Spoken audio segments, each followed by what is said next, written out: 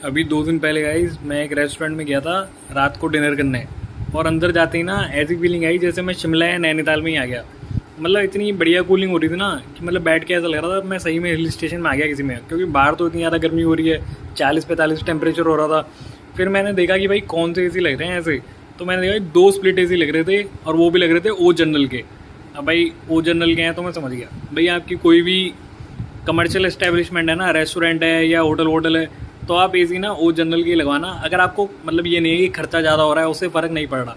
अगर आपको कम खर्चे में 10-20 हज़ार के कम के लगवाने हैं तो आप डाइकिन या एलजी किसी के भी लगवा लेना।